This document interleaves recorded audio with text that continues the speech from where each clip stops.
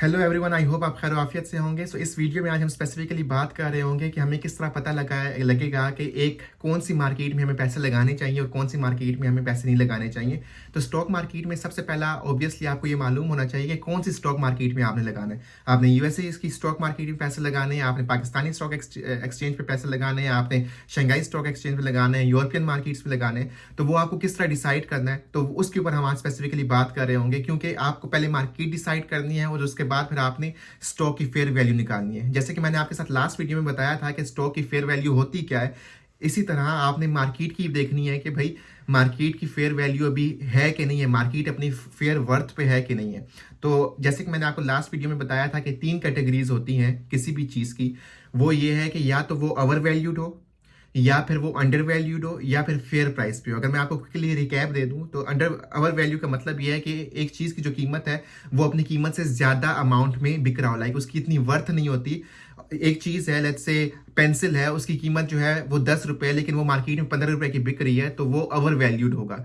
अगर वही पेंसिल आपकी जो प्राइस है वो 8 रुपये की मिल रहा होगा तो मतलब है वो अंडर वैल्यूड है। और अगर वो आपको 10 रुपये का मिल रहा होगा तो इसका मतलब है कि वो रीजनेबल प्राइस में मिल रहा है। तो ये तीन कैटेगरीज होती हैं किसी भी चीज़ को आप जब खरीद रहे होते हो या सेल कर रहे होते हो किसी भी मार्केट की।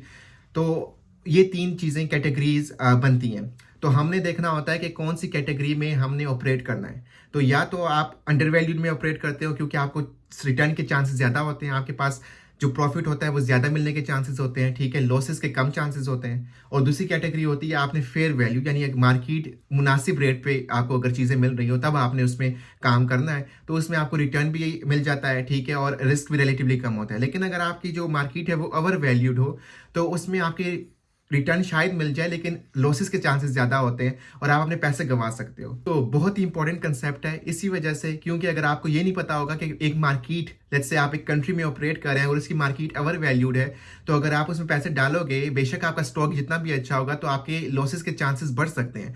तो इसी वजह से ये कंसेप्ट बहुत इंपॉर्टेंट है और ये वीडियो बहुत इंपॉर्टेंट है। तो आप ज़रूर देखते रहें इस वीडियो को। मैं आने वाली वीडियोज़ में आपको डिटेल के साथ बता रहा हूँ कि एक फेयर वैल्यू फाइंड करेंगे किस तरह हम स्टॉक की स्पेसिफिकली मैथमेटिकल इक्वेशंस के साथ, और फिर उसकी बेसिस पे हम किस तरह एक स्टॉक खरीदते हैं और स्टॉक को हम किस तरह सेल करते हैं और स्टॉक को कब लेना चाहिए, कौन सा स्टॉक लेना चाहिए, तो उसके ऊपर हम डिटेल से बात कर रहे होंगे। तो ये वीडियोस देखते रहें। इसी वजह से चैनल को सब्सक्राइब करें, बेल आइकन प्रेस करें, ताकि जो मेरी वीडियोस हैं आने वाली उसके साथ आप अपडेटेड रह सकें और एक अच्छा इन्वेस्टर बन सकें आप स्टॉक मार्केट के स्पेसिफिकली।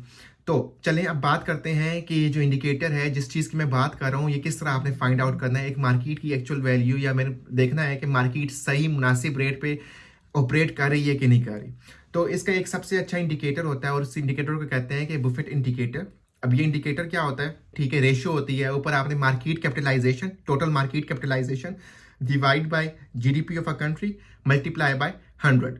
अब टोटल मार्केट कैपिटलाइजेशन का क्या मतलब है कि आपने एक कंट्री की जिस स्टॉक मार्केट है उसमें जो टोटल स्टॉक्स बिक रहे होते हैं उसका जब 100 के साथ उसकी जो प्राइस के साथ मल्टीप्लाई करते हैं तो वो आपके साथ मार्केट कैपिटलाइजेशन बन जाती है। तो आपको खुद करने की ज़रूरत नहीं है। तो आप क्या कर सकते हैं, आप सिंपली इसको गूगल कर लें तो आपको सिंपली मिल जाएगा। इसी तरह आपको जीडीपी गूगल करने से मिल जाएगा एक कंट्री का, ठीक है, और उसको फिर आपने रेशियो निकाल के 100 के साथ मल्टीप्लाई कर देना है।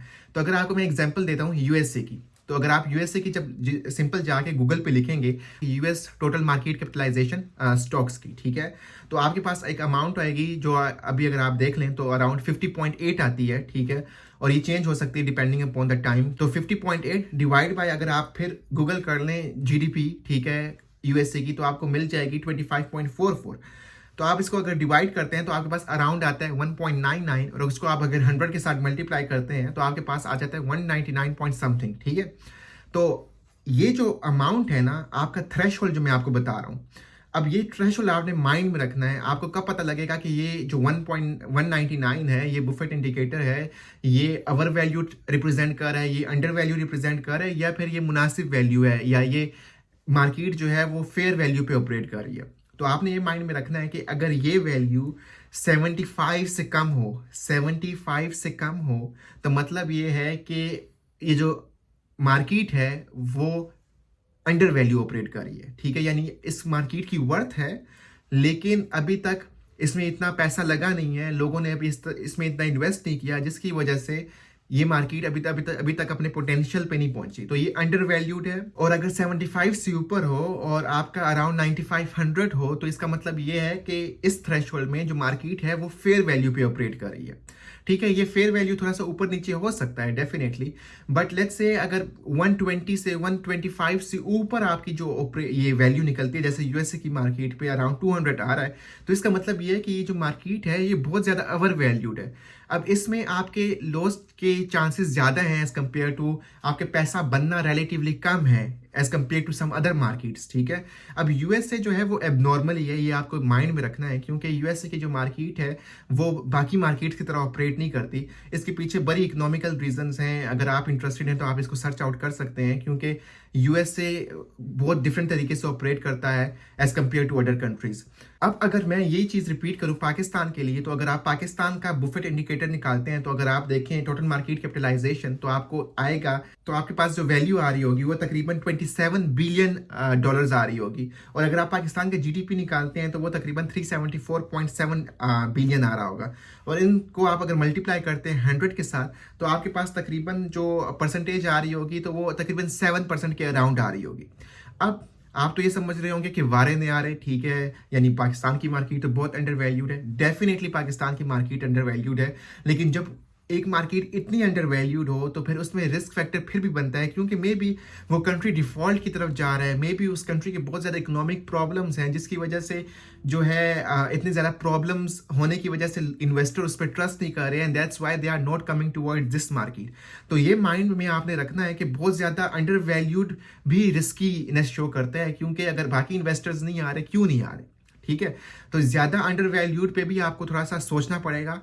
अगर आपके पास यही वैल्यू आ जाती है 30 से 70 के बीच, तो आपको बहुत ही एक मुनासिब जो है मार्केट मिलती है, अंडर वैल्यूड मार्केट मिलती है, और आप उसके अंदर इंटर कर सकते हैं। अब डेफिनेटली पाकिस्तान के अंदर भी आप इंटर कर सकते हैं। पाकिस्तान के अंदर भी बहुत सी ऐसी कंपनीज हैं जो कि जो है बहुत ज़्यादा अंडर वैल्यूड है दिस मोमेंट, तो आपने उसको फाइंड करना है और देखना है कि भाई जिसके अंदर रिस्क फैक्टर कम हो। अब वो किस तरह फाइंड करना है, वो आपने ये वीडियो जब सीरीज देखेंगे तो मैं आपको बेहतरीन तरीका बताऊंगा, और वो तरीका जब आप अप्लाई करेंगे आपके पास फटाफट आपके पास जो है वो आ जाएंगे, स्टॉक्स आ जाएंगे जिसके अंदर आप इजीली इन्वेस्ट कर सकते हैं।